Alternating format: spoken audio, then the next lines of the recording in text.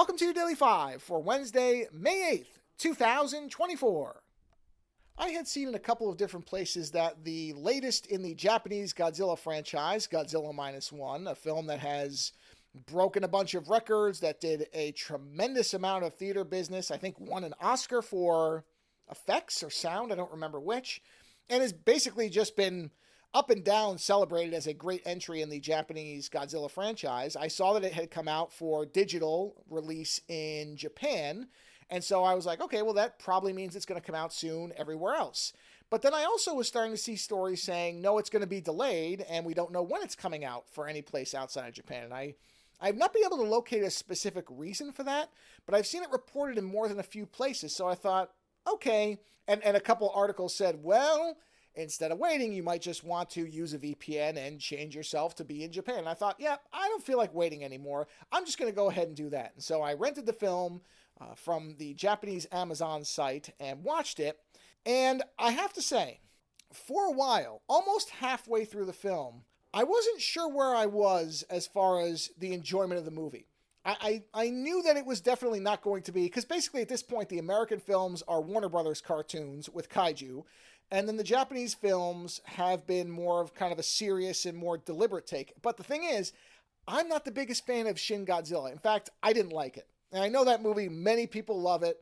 And it was another one that was widely seen as a great film. I will never need to watch it again in my entire life. I did not really enjoy it at all. I didn't think it was terribly made. I just didn't like it as a Godzilla film. But I understood that, that was me. And this one, Godzilla looked correct. He didn't look like a weird bug-eyed or googly-eyed worm going. I'm not going to make this a treatise on Shin Godzilla. I didn't like it, but I went to this one and I was like, okay, let me just go into this one and try to set my expectations in the center.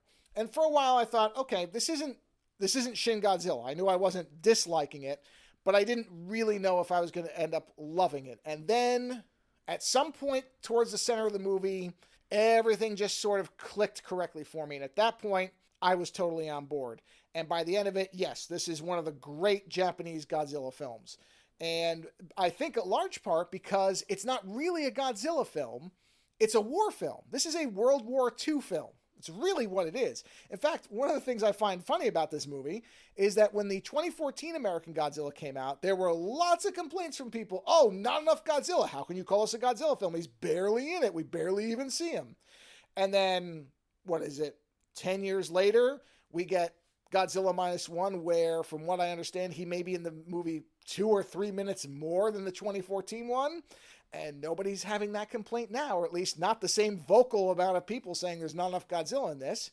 And don't get me wrong, some of that is because the 2014 Godzilla had some pretty garbage human characters, which is the large failing of the American films, whereas the characters in Godzilla Minus One are exceptional. And you get to know them really well, they're really likable. So it's not entirely that. I do understand there is a difference, but don't come into this expecting a lot of Godzilla, because when he shows up, he's great. Don't get me wrong. They deploy him expertly, which I thought they did in 2014's as well. The thing is that what's in between those appearances is far superior in this movie. The human characters are far better. You care about them more. They are better. They're just better acted, better portrayed in most cases than anything in the 2014 one, outside of Bryan Cranston, who didn't make it very far into the movie. So in almost every way, the absence of Godzilla is better filled in this movie than it was in the 2014 one. So in that respect, this is far superior.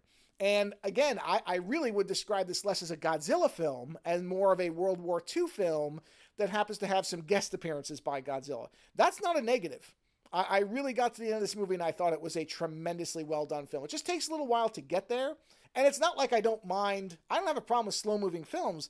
I just didn't really realize this was that type of movie. So I think I was expecting something a little different for a while. And then I finally got to a point where I went, oh no, okay, I know what this is. And I like movies like this. So I just need to reset what I'm looking at a Godzilla film as, and then everything works. And everything did work. So it's unfortunate that there appears to be some kind of delay, because I know not everybody's going to go through the effort that I did, even though it's not much effort. It's still something to watch it. But at whatever point you get to watch Godzilla Minus One, go into it knowing it's a war film. And as long as you know that, I think you're going to have a really good time, because it's an excellent film. Later.